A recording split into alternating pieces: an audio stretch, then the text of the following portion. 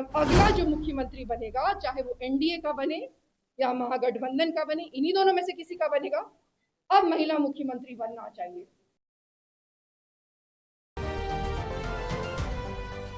बहुत सारी बातें आप लोगों को बता दी गई है। सबसे पहले तो आप सबका यहाँ पे स्वागत करना चाहूंगी।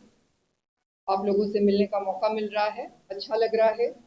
आप लोगों को भी जानने का मौका मिल रहा है। कुछ बातें हैं घिसी पिटी हैं, लेकिन मुझे लगता है कि फिर से बताने की जरूरत है। कुछ लोगों को याद होगा, भली भांति याद होना चाहिए। आप लोग तो मीडिया के प्रबुद्ध लोग हैं। 2020 में 8 मार्च को जिस दिन इंटरनेशनल महिला दिवस था, उस दिन आप लोगों को हमारे बारे में पता चला।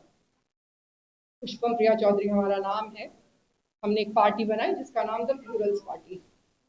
हम लोग तो छोटे दल हैं, इसलिए ये सारी बातें एक बार फिर से बता देना चाहेंगे। और सबसे अधिक सीटों पे हमने ही चुनाव लड़ा। बिहार के इतिहास में, बिहार के राजनीतिक इतिहास में सबसे अधिक सीटों पे जिस पार्टी ने चुनाव लड़ा, वो पार्टी आज आपके सामने है। सिर्फ इतना ही नहीं, सबसे कम दिनों में चुनाव लड़ा। हमारी पार्टी को रजिस्टर नहीं किया जा रहा था, हमें सुप्रीम कोर्ट जाना पड़ा, तब जाके हमारी पार्टी को रजिस्टर किया गया। मात्र 20 दिन मिले और फिर भी हमने चुनाव लड़ा, क्योंकि कमिटमेंट किया था, 8 मार्च को ही कह दिया था। कोविड आ गया था, उसके बावजूद चुनाव लड़ा और सबसे अधिक महिला उम्मीदवार उतारे। 148 हमारे उम्मीदवार थे। लगभग 100 उम्मीदवारी खारिज कर दी गई, वो भी भारत के इतिहास में पहली बार हुआ। यहाँ पे जो बाकी पार्टियां होती हैं, उसके लोग तो उतने पढ़े लिखे भी नहीं होते। फिर भी क्या आपने आज तक ये सुना है कि किसी की उम्मीदवारी खारिज कर दी गई हो? एनडीए की, महागठबंधन की, जदयू की, किसी की भी सुना है?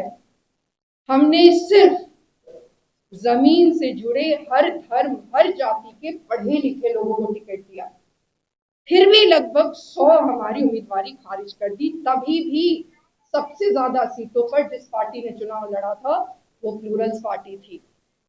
एकमात्र पार्टी जिसके किसी भी उम्मीदवार पे किसी भी तरीके का कोई आपराधिक आरोप नहीं था, वो भी द प्लूरल्स पार्टी थी। तो ये सब होगी पृष्ठभूमि इस पार्टी की। अब आज यहाँ क्यों आए हैं?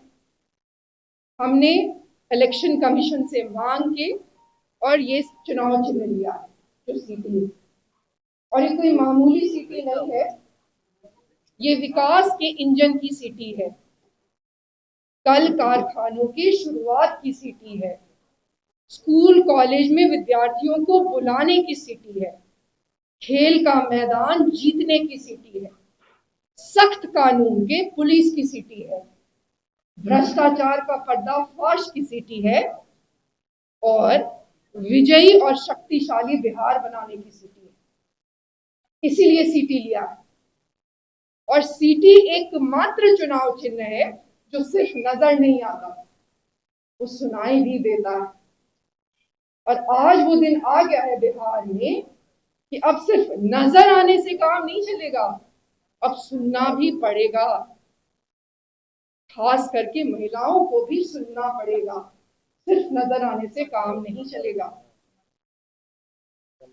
1990 में जब लालू जी आए तो उन्होंने एक वादा किया, सामाजिक न्याय का वादा किया। हम मानते हैं, अब जो जनता इस पे कर सकती है डिबेट कि सामाजिक न्याय हुआ कि नहीं, लेकिन हम मानते हैं कि उन्होंने सामाजिक न्याय का वादा किया और अपनी तरफ से जो कर सकते थे भली भांति किया। फिर नीतीश जी आए, उन्होंने कहा लॉ ऑर्डर बहुत खराब है, बिजली की व्यवस्था खराब है, सड़क खराब है, हम ये सब बनाएंगे। जब तक नीतीश जी अपने पूरे होशो हवास में थे, कानून व्यवस्था भी अच्छी ही रही, लगभग बिजली और सड़क भी बना ही दिए थे। आज हम यहाँ पे वही वादा कर रहे हैं जो हमने 2020 में किया था। सबसे पहले बिहार में अगर इंडस्ट्रियलाइजेशन शब्द का किसी ने प्रयोग किया तो वो हमने किया। उससे पहले कभी भी बिहार में उद्योग लगाने पे चर्चा ही नहीं होती थी। हम ही ने एक कैंपेन किया था जिसका नाम था लेट्स ओपन बिहार। हमने घूम घूम के वो सारे कल कारखाने दिखाए जो इन्होंने बंद कर दिए। अब तो सब कह रहे हैं कि होगा। सिर्फ हम लगा सकते हैं इंडस्ट्रीज यहाँ पे।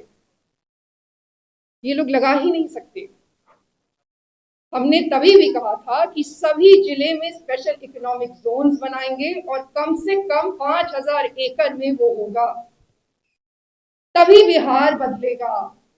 और कितना भी ये लोग बदलाव का नारा कर ले, बिहार बदल ही नहीं सकता। हमारे अलावा कोई इंडस्ट्रीज लगा ही नहीं सकता, और ये तो और भी नहीं लगा सकते, क्योंकि हमारे बहुत ही दबाव बनाने पे 2020 में माननीय मुख्यमंत्री जी ने कहा कि यहाँ तो समुद्र ही नहीं है, तो कैसे लगेगा।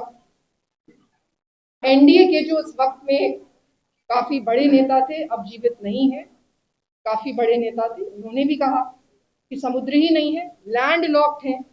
और आजकल खुद को पढ़ा लिखा बताने वाले जो लोग आए हैं नए नए, जिनको इकोनॉमिक्स की बेसिक जानकारी भी नहीं है, वो भी कह रहे हैं कि लैंड लॉक नहीं है। बिहार लैंड लॉक नहीं हो सकता। हम देश नहीं है, इंटरनेशनल बॉर्डर्स होते हैं जो कि लैंड लॉक्ड होते हैं। हम राज्य हैं, हमारे पास वेस्ट बंगाल है कि नहीं है, कि हम अलग देशी है क्या।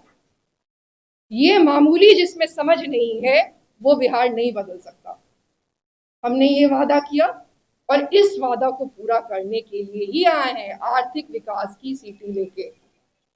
अब एक और महत्वपूर्ण बात है,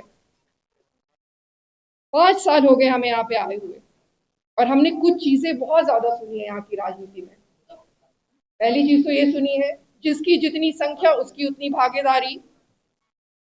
इसी पे होता है पूरा राजनीति, इसी पे होता है ना, जिसकी जितनी संख्या उसकी उतनी भागीदारी। तो हम आज ये याद दिलाना चाहेंगे जो प्रबुद्ध नेता लोग हैं उनको, आपके माध्यम से, 50% महिला है कि भुला गया है। 50% महिला तो है। इनका तो कहना है, अभी राहुल गांधी जी आए थे तो उन्होंने कहा कि जो जातिगत जनगणना हुआ है उसका डेटा सही नहीं है बिहार का। तो चलिए ठीक है, हम मान लेते हैं, लेकिन महिला तो 50% है ना, तो उसकी भी उतनी ही भागीदारी होनी चाहिए। तो दो जो गुट हैं, महागठबंधन और एनडीए, हम उनको ये चुनौती देना चाहेंगे कि 50% नौकरी ही क्यों, 50% नौकरी पे जो ये लोग बात करते हैं, 50% नौकरी ही क्यों, 50% महिला उम्मीदवार उतारिए, तब समझेंगे। 50% तो महिला उम्मीदवार होनी चाहिए ना, जिसकी जितनी संख्या उसकी उतनी भागीदारी, वो उतारिए, पहली बात। और इनका तो ट्रैक रिकॉर्ड अभी आपको बताया ही गया है कि 2020 में एनडीए ने मात्र 15% महिलाओं को उतारा, 37 महिलाओं को उन्होंने उतारा।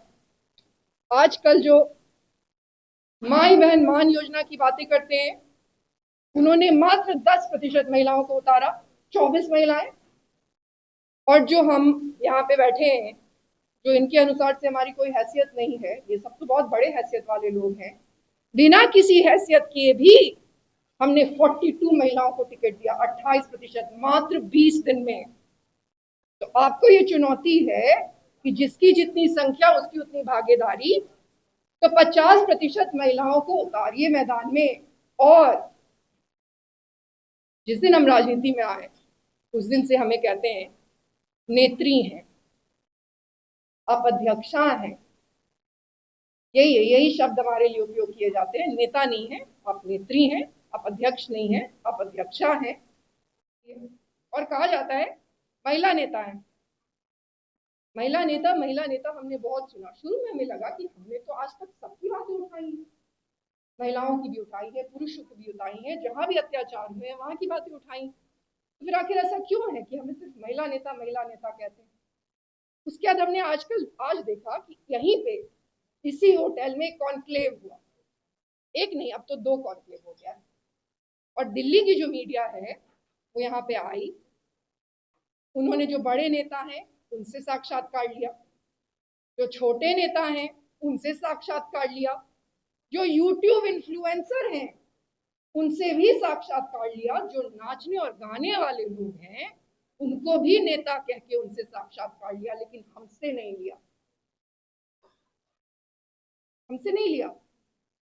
तो ये जो, अब तो हम भी कहेंगे ना, पुरुष नेता, अगर हमें देख के महिला नेता नजर आ रही है तो आप लोग भी पुरुष नेता हैं, पुरुषों के नेता हैं, तो जिसकी जितनी संख्या उसकी उतनी हिस्सेदारी में अब ऐसा होगा कि हम आपको चुनौती देते हैं कि आप महिला उम्मीदवार उतारिए मुख्यमंत्री में।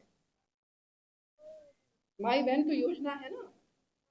और जब महिला मुख्यमंत्री होंगी, महिला मुख्यमंत्री के चेहरे पे चुनाव लड़िए दोनों ही पार्टी, एनडीए भी और महागठबंधन भी। और फिर क्या दिक्कत है? फिर महिला मुख्यमंत्री जो वहां पे बैठेंगी वो निर्णय लेंगे कि कितना पेंशन देना चाहिए महिलाओं के हित में। यही होना चाहिए। 23 मुख्यमंत्री रहे हैं आज तक कुल मिला के बिहार के, और उन 23 में सिर्फ एक महिला मुख्यमंत्री। इन लोगों को तो बहुत महिलाओं से है ना, आजकल महिला सशक्तिकरण पे तो बहुत ध्यान है, हम इन्हीं की बात आपसे कह रहे हैं। 23 मुख्यमंत्री में एक महिला मुख्यमंत्री रही हैं, और हम सब जानते हैं कि वो एक स्पेशल सर्कमस्टांस में मुख्यमंत्री बनी थी। हम राबड़ी देवी जी की बहुत इज्जत करते हैं व्यक्तिगत रूप से, इसको कोई भी हल्के में ना ले। वो एक बहुत ही कुशल महिला है, एक बिल्कुल आइडियल माँ है, एक आइडियल पत्नी है, और हमेशा अपने परिवार को उन्होंने जोड़ के रखा है। लेकिन ये बात भी सही है कि एक विशेष सर्कमस्टांस हुआ था जबकि उनको मुख्यमंत्री बनाया गया। तो समझिए 77 वर्षों के इतिहास में आज तक कभी भी किसी महिला मुख्यमंत्री के चेहरे पर इन्होंने चुनाव नहीं लड़ा। लेकिन ये लोग महिला के इतने बड़े हितैषी हैं। तो हमारी ये चुनौती है, ये दोनों चुनौती, दो ही पार्टी है। आप ही लोग हमें अक्सर ही कहा करते हैं कि दो ही गुट हैं, उसी का कोई ना कोई मुख्यमंत्री बनेगा। हमें ये भी बताया गया पिछले 5 वर्षों में कि आप तो मुख्यमंत्री बन ही नहीं सकती। चलिए हमने मान लिया हम नहीं बनेंगे मुख्यमंत्री, लेकिन अब अगला जो मुख्यमंत्री बनेगा, चाहे वो एनडीए का बने या महागठबंधन का बने, इन्हीं दोनों में से किसी का बनेगा, अब महिला मुख्यमंत्री बनना चाहिए। अब हम महिला मुख्यमंत्री देखना चाहते हैं। अब महिलाओं को वहां पे आके अपने लिए पॉलिसी बनानी चाहिए, और जो भी आए, ये जिनको भी आगे करे, लेकिन महिला चेहरे पे अब चुनाव लड़े। वैसे भी 2025 है। ये सारी बातें हैं जो आपको हमें कहनी है हमारी तरफ से। हमें कुछ लोगों ने कहा कि आप पटना में शायद पहला प्रेस कॉन्फ्रेंस कर रहे हैं। हम मिले हैं, आप में से कई लोगों से मिले हैं, और ये कोई सोची समझी चीज नहीं थी। शायद ऊपर ही वाला यही चाहता था। हमने बिहार में लगभग हर जगह प्रेस कॉन्फ्रेंस किया है, बट सोचिए पटना में ही नहीं किया था। हाँ, और दरभंगा में भी नहीं किया। मतलब एक हमारी जन्मभूमि और एक हमारी कर्मभूमि। तो अच्छी चीज है कि आज आप लोगों से मिलना हुआ है, और हम आपको स्पष्ट रूप से ये चीज कहेंगे कि हम आपको सिर्फ अपना हाथ आगे नहीं बढ़ा रहे, बल्कि हम आपको अपना दिल आगे बढ़ा रहे हैं। हम 2019 में अपना सब कुछ छोड़ के यहाँ चले आए, एक सपना लेके कि बिहार को शक्तिशाली करेंगे। जो अभी कहा ना हमने, एक विजयी और शक्तिशाली बिहार की सीटी। अपना परिवार छोड़ दिए, अपना सब कुछ छोड़ दिए, और उसमें सिर्फ एक ही सपना है, वो जो दिल है, जो हमारा दिल है, उसमें हम सिर्फ एक विकसित बिहार देखना चाहते हैं, चाहे वो जो भी बनाए। तो वो लेके हम यहाँ पे आए हैं। इसलिए अभी बहुत सारे मौके आएंगे जबकि बार बार प्रेस कॉन्फ्रेंस होगा और आप सबसे मुलाकात होगी।